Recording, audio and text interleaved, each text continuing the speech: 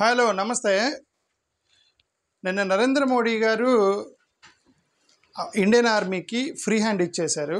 Free hand ఇచ్చి timing, mode of operation, execution ఎలా చేస్తారనేది మీ ఇష్టం అని చెప్పేసి ఇండియన్ ఆర్మీకి క్లియర్గా ఒక ఫ్రీ హ్యాండ్ అయితే ఇచ్చినట్టుగా మనం న్యూస్లో చూస్తున్నాం. మొత్తం ఆర్మీకి సంబంధించిన వాళ్ళని డిఫెన్స్ మినిస్టర్ని, foreign affairs minister Amit Shah గారు వీళ్ళందరూ కలిసి మీటింగ్ పెట్టుకొని వెరీ క్లియర్గా మీకు ఫ్రీ హ్యాండ్ ఇస్తున్నాం అంటే అర్థం యుద్ధం మొదలైనట్టే అని మనం అనుకోవాలి. భారతదేశంలో యుద్ధం అయితే మొదలైంది పాకిస్తాన్తో. మోరోవర్ చాలా రోజుల నుంచి కూడా మనలాంటి వాళ్ళని కూడా మనం కోరుకుంటున్నాం, అదేంటంటే పాకిస్తాన్తో మీరు యుద్ధం చేయాల్సిందే, ఎందుకంటే ఉగ్రవాద చర్యని ఎవరైనా సరే ఖండించాల్సిందే. ఉగ్రవాద చర్యని ఇక రెండోసారి కూకటి వేళ్లతో పాటు పెకిలించి వేస్తే ఇంక రెండోసారి రాదు అనేది మనందరూ కోరుకుంటున్నాం. అయితే పాకిస్తాన్తో యుద్ధం చేయడానికి భారతదేశం ఇప్పటివరకు తీసుకున్న నిర్ణయాల్లో మనం తీసుకుని చాలా తక్కువ నిర్ణయం, బట్ పాకిస్తాన్ కూడా కొంచెం డేంజరస్గా కనిపిస్తుంది వాళ్ళ వైపు నుంచి. ఎందుకంటే ఇప్పుడు మనం ఏమన్నామంటే ఇండస్ వాటర్ ఆపేస్తాం. మనం తీసుకునే అతిపెద్ద నిర్ణయం ఇప్పటివరకు ఏంటంటే ఇండస్ వాటర్ని ఆపేస్తున్నామన్నాం. ఇండస్ వాటర్ ఆపేస్తున్నామంటే నీళ్లు పాకిస్తాన్కి వెళ్లకుండా ఆపుతామన్నాం.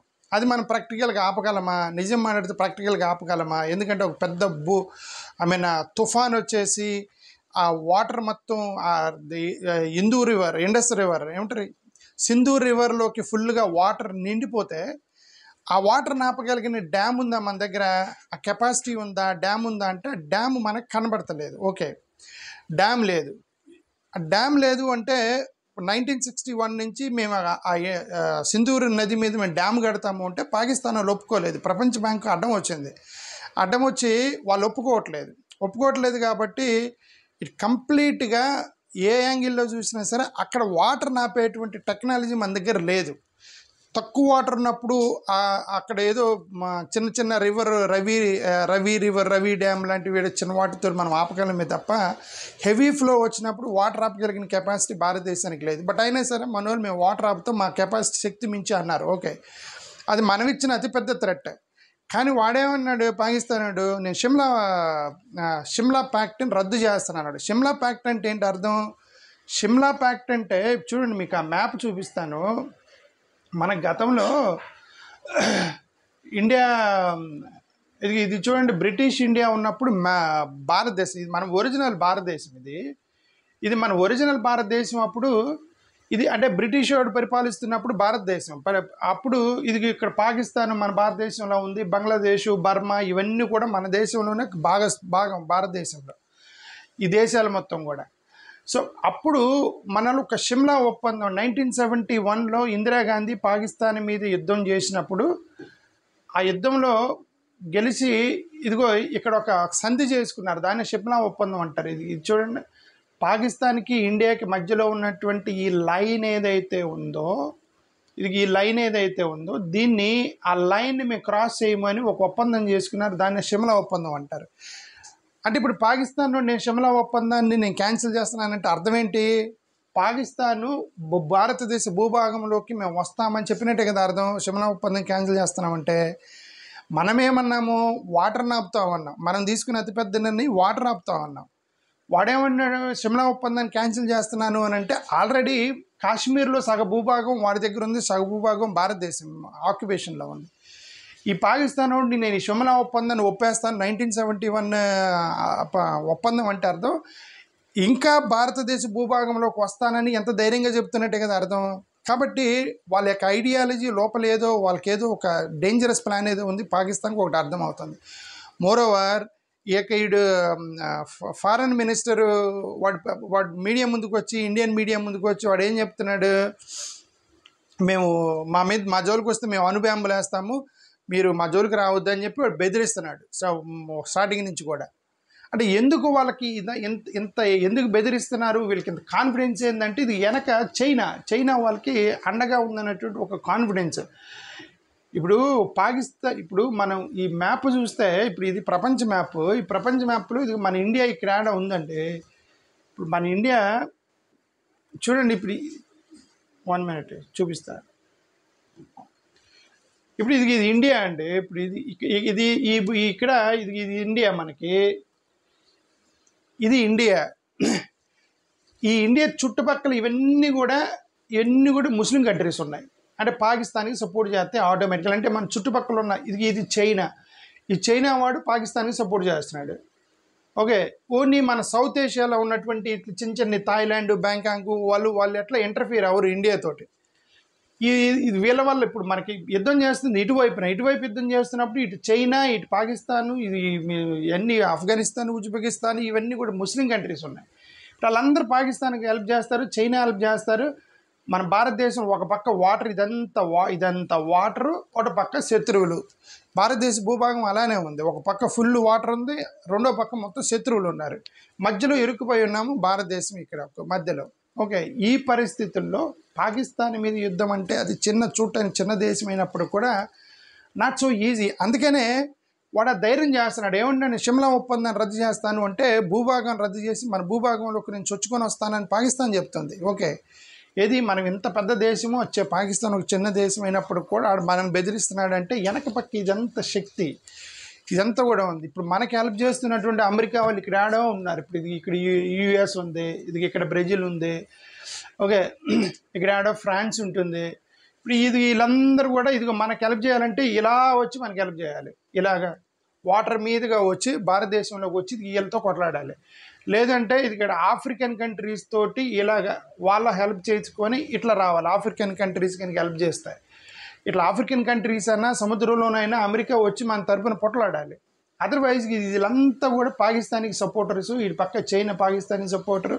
సో ఇది నాట్ సో ఈజీ. మనకు కనిపించేంత ఈజీగా పాకిస్తాన్తో యుద్ధం కనబడతలేదు. ఓకే, అయినప్పుడు కూడా మనోళ్ళు ఎలక్షన్ క్యాంపెయిన్కి వెళ్ళింది ఎన్డీఏ ప్రభుత్వం. చాలాసార్లు కూడా ఎన్డీఏ ప్రభుత్వం ఎలక్షన్ క్యాంపెయిన్కి వెళ్ళింది. ఎలక్షన్ క్యాంపెయిన్కి ఏమని వెళ్ళింది? కాశ్మీర్ హమారా హై అనేటువంటి ఎలక్షన్ క్యాంపెయిన్ తోటి కొన్ని దశాబ్దాలుగా బీజేపీ ప్రయత్నం చేస్తుంది, కాంగ్రెస్ కూడా ప్రయత్నం. కాశ్మీర్ హమారా హై అంటే కాశ్మీర్ యొక్క భూభాగం ఏదైతే పాకిస్తాన్ ఆక్రమించిందో అది మంది అనేది ఎలక్షన్ క్యాంపెయిన్ వెళ్ళారు. ఎలక్షన్ క్యాంపెయిన్కి వెళ్ళినప్పుడు మీకు అవకాశం వచ్చింది, ఇప్పుడు యుద్ధం చేయడానికి అవకాశం వచ్చింది. అవకాశం వచ్చినప్పుడు మీరు యుద్ధం చేసి ఇప్పుడు ఆ కాశ్మీర్ హమారా హై అన్నారు కదా, ఎలక్షన్ క్యాంపెయిన్కి వెళ్ళి ఓట్లు అడిగారు కదా, ఆ భూభాగాన్ని తీసుకోవడానికి మనం ప్రయత్నం చేయాలి. ఎంత కష్టమైనా సరే, చుట్టుపక్కల అందరు శత్రువులు ఉన్నా సరే మనమైతే ప్రయత్నం చేయాలి. ప్రయత్నం చేసి ఆ పాకిస్తాన్ వాళ్ళు ఓడించి ఆ కాశ్మీర్ భూభాగాన్ని మళ్ళీ మనం వైపుకి తీసుకోవాలి. అమిత్ షా గారు చాలాసార్లు ఈ యొక్క నార్త్ ఇండియాలో ఏ ఎలక్షన్ క్యాంపెయిన్కి వెళ్ళినా ఆయన ఈ పదం వాడకుండా ప్రసంగం ఉంచారు. కాశ్మీర్ హమారా హై అనేటువంటి స్లోగాన్ని చాలా రాష్ట్రాలు ఎలక్షన్ క్యాంపెయిన్గా వాడారు వీళ్ళు ఎన్డీఏ ప్రభుత్వం. సో ఇప్పుడు మీకు ఇది అవకాశం అంటే అర్థం కాశ్మీర్ మంది అనేటువంటి ఒక ఇంటెన్షన్ తోటి మనం ఎన్నికలకి వెళ్ళాము, ప్రజలు మిమ్మల్ని గెలిపించారు కాబట్టి this is the time to get our Kashmir back అని ఎన్డీఏ ప్రభుత్వం ఒకటి ఆలోచించాలి. అసలు అవకాశం ఉంటే వీలుంటే కాశ్మీర్ కాదు అసలు ఇదంతా చూడండి, ఇదంతా బ్రిటిష్ కాలంలో ఉన్న భారతదేశం. ఇది బ్రిటిష్ ఇండియా అంటారు దీన్ని. ఈ బ్రిటిష్ ఇండియాలో ఇది చూడండి, పాకిస్తాన్ మందే, బంగ్లాదేశ్ మందే, బర్మా మందే, ఈ దేశాలన్నీ కూడా మనవే యాక్చువల్గా ఒరిజినల్గా. ఆ తర్వాత వాళ్ళు బ్రిటిష్ వాళ్ళు వెళ్ళిపోతూ ఇళ్ళని ముక్కలు చేసిపోయారు. అఫ్కోర్స్ పాకిస్తాన్ ఇండియాని ముక్కలు చేశారు ఇక్కడ. ఆ తర్వాత 1971లో ఇందిరాగాంధీ యుద్ధం చేసినప్పుడు ఇక్కడ బంగ్లాదేశ్ని చీల్చింది. ఆ తర్వాత బర్మా ఇవన్నీ కూడా వాళ్ళే చీల్చి వెళ్ళిపోయారు. ఓకే, ఏదేమైనా సరే ఇది బ్రిటిష్ టైంలో ఉన్నటువంటి ఇది మొత్తం కూడా మన ఇండియానే. ఇప్పుడు దీన్ని కూడా ఎన్డీఏ ప్రభుత్వం చాలాసార్లు మాట్లాడింది. ఏమని? మహాత్మా గాంధీ వల్లనే కాంగ్రెస్ వాళ్ళని విమర్శిస్తూ వాళ్ళు ఏమన్నారు, ఈ డివిజన్ ఎవరైనా నరేంద్ర మోడీ గారు ఒకసారి ఒక మాట అన్నారు. ఏమనంటే ఎవరైనా సరే స్వతంత్రం వచ్చినప్పుడు డివిజన్తో స్వతంత్రం వచ్చినటువంటి అతి దురదృష్టమైన దేశం ఏమిటంటే మన దేశమే నరేంద్ర మోడీ గారు అన్నారు. ఎందుకన్నారు? ఎందుకంటే బ్రిటిష్ వాడు మనకు పోతా స్వాతంత్రం ఇచ్చి డివిజన్ చేసిపోయాడు. ఈ డివిజన్కి కారణం కాంగ్రెస్ వాళ్ళే అన్నట్టుగా బీజేపీ వాళ్ళు ఎప్పుడు కాంగ్రెస్ వాళ్ళని అడుగుతూ ఉంటారు. ఇది చూడండి, ఇది డివిజన్, ఇది పాకిస్తాన్ని మనల్ని డివైడ్ చేసిపోయారు. ఇది రెండు, ఇది ఒక డివిజన్ చేశారు. ఇది India. Okay, say for example ఇది ఇండియా. సో ఈ ఇండియాని మనకి డివిజన్ చేశారు. స్వాతంత్రం వచ్చినవాడు సంతోషం లేకుండా పోయింది మాకు, స్వాతంత్రం వచ్చిన వాళ్ళు అంతా కూడా దేశం మాకు ఇవ్వకుండా కాంగ్రెస్ వాళ్ళ వల్ల, వాళ్ళ అప్పీజ్మెంట్ పాలిటిక్స్ వల్ల, కాంగ్రెస్ చేసిన పొరపాట్ల వల్ల మనకి డివిజన్ చేసి ఇచ్చిపోయారు, స్వతంత్రం అనేటువంటి సంతోషం లేకుండా పోయిందని ఈ యొక్క ఎన్డీఏ ప్రభుత్వం, ముఖ్యంగా నరేంద్ర మోడీ గారు చాలాసార్లు ప్రసంగించారు.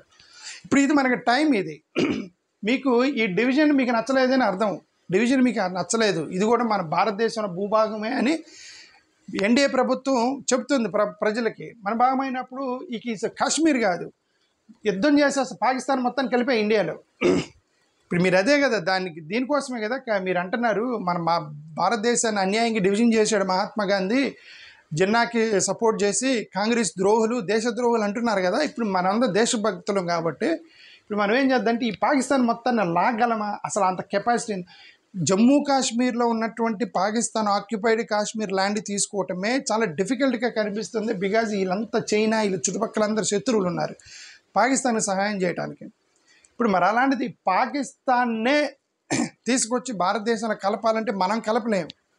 వాడంతా వాడే మా వల్ల కాదు, మీ భారతదేశంలో కలుపుకోండి అని అనాలి. ఇప్పుడు వాడు అన్నాడు, వాడికి ఆ సిచ్యువేషన్ వచ్చి మా వల్ల కాదు, మేము ఇక మేము సర్వైవ్ అవ్వలేము, మా దేశంగా మీ దేశంలో కలుపుకోండి అని వాడు పాకిస్తాన్ ఎట్టి పరిస్థితులు అండవు.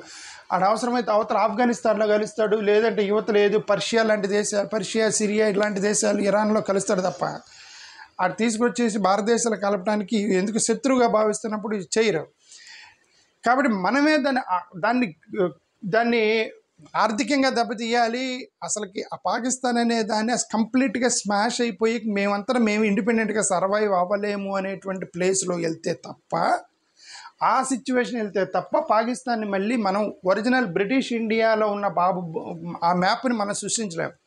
ఈ బ్రిటిష్ ఇండియా మ్యాప్ని సృష్టించడం వెరీ డిఫికల్ట్. ఓకే, కనీసం పాకిస్తాన్ ఆక్యుపై చేసినటువంటి కాశ్మీర్ ఏదైతే ఉందో, కాశ్మీర్ అమారా అనేటువంటి క్యాంపెయిన్ ఏదైతే నడిపారో, ఎలక్షన్ క్యాంపెయిన్ అయితే నడిపారో ఎన్డీఏ గవర్నమెంట్, కనీసం దానికన్నా మీరు ప్రయత్నం చేయాలని మేము కోరుతున్నాము. మీరు కశ్మీర్ పాకిస్తాన్ ఆక్యుపై చేసిన కాశ్మీర్ మొత్తాన్ని అసలు భారతదేశం భూభాగంలోకి వచ్చేస్తే ఈ గొడవలు ఉండవు. అసలు కాశ్మీర్ మీదే కదా గొడవ అంతా, ఇప్పుడు టెర్రరిజం ఇదంతా మన గొడవ. దాన్ని చేయండి, యుద్ధం చేయండి, మేము ఉంటాము, నరేంద్ర మోడీ గారికి హెల్ప్ చేస్తాము, మా శక్తి మేరకు మేము ఎంతవరకు చేయాలో ప్రభుత్వానికి అండగా నిలబడ్డ ప్రతి భారతీయుడి యొక్క రెస్పాన్సిబిలిటీ. మనందరం భారతీయుడి యొక్క everybody should stand with Modi. ఈ టైంలో everybody should stand with Modi and the government of India to fight Pakistan and fight the terrorism. And more over ఫ్యూచర్లో ఇలాంటి మళ్ళీ గొడవలు రాకుండా ఉండాలంటే ఇదంతా చేయాలి. ఇది చేయలేనప్పుడు పాకిస్తాన్ని ఆక్యుపైడ్ కాశ్మీర్ని మేము లాగలేకపోతే, ఈ టైంలో మీరు లాగలేకపోతే, లేదంటే పాకిస్తాన్ మీరు దెబ్బ కొట్టలేకపోతే, ఈ చెత్త ప్రసంగాలన్నీ ఇంకా అనవసరం నెక్స్ట్ ఎలక్షన్స్లో. ఇప్పుడు నిన్న పవన్ కళ్యాణ్ గారు ఇచ్చారు కదా ఒక ప్రసంగం ఇచ్చారు. ఓకే, ఆయన మంచి ప్రసంగమే ఇచ్చారు, కానీ మధ్యలో వేసిన కొన్ని క్యాప్షన్స్ ఉన్నాయే, అవి ఇరిటేటింగ్ క్యాప్షన్స్ కొన్ని వేశారు పవన్ కళ్యాణ్ గారు. సెక్యులర్ వాదులు ఇది ఏదో అన్నాడు. ఓకే, మీరు ఎలక్షన్ క్యాంపెయిన్లో చేసే ప్రసంగాలు ఇదే, ఎలక్షన్ క్యాంపెయిన్లో చేసే ప్రసంగాలు, దాన్ని మీకు ఇప్పుడు అవకాశం వచ్చింది, మీ యొక్క ఇంటెన్షన్, మీకు నిజంగా ఇంటెన్షన్ ఉందా పాకిస్తాన్ మనది, ఈ పాకిస్తాన్లో ఉన్న భూభాగం మొత్తం మన భారతదేశంలో బ్రిటిష్ ఇండియాలో ఉన్నటువంటి భూభాగమే, దాన్ని మనం ఇండియాలో కలిపేయాలని అన్నారా? నిజంగా డివిజన్లో మీరు బాధపడ్డారా? డివిజన్ జరిగిందని నిజంగా మీరు బాధపడ్డారా?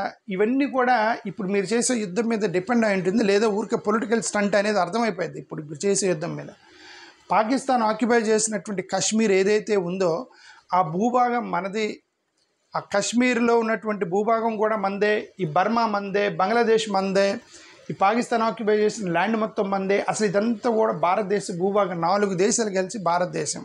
ఓకే, బంగ్లాదేశ్ మందే, బర్మా మందే, పాకిస్తాన్ మందే, ఇండియా మందే. ఓకే, మొత్తం 4 దేశాల యొక్క భూభాగమే బ్రిటిష్ ఇండియా గతంలో. సో ఈ బ్రిటిష్ ఇండియా, ఒరిజినల్ ఇండియాని మీరు తీసుకురాగలగటానికి ఇది ఒక అవకాశం, ఇప్పుడే యుద్ధం చేయడానికి అవకాశం. ఇది చేయాలని ఎన్డీఏ ప్రభుత్వాన్ని మేము కోరుకుంటున్నాం. ఇది చేయలేక ఊరికే మీరు పేపర్ స్టేట్మెంట్లు ఇవన్నీ ఇచ్చేసి తర్వాత వచ్చి సెక్యులర్ వాదులు, నేషనలిజము, ఇవన్నీ అనవసరం. ఇవన్నీ ఇప్పుడు యాక్చువల్గా యుద్ధం చేసేవాడు మాటలు చెప్పే వాళ్ళకి మనకు అర్థమైపోద్ది ఏం జరిగిద్ది అనేది ఇక్కడ మనకు అర్థమైపోద్ది. ఓకే, థ్యాంక్ యూ, నమస్కారం.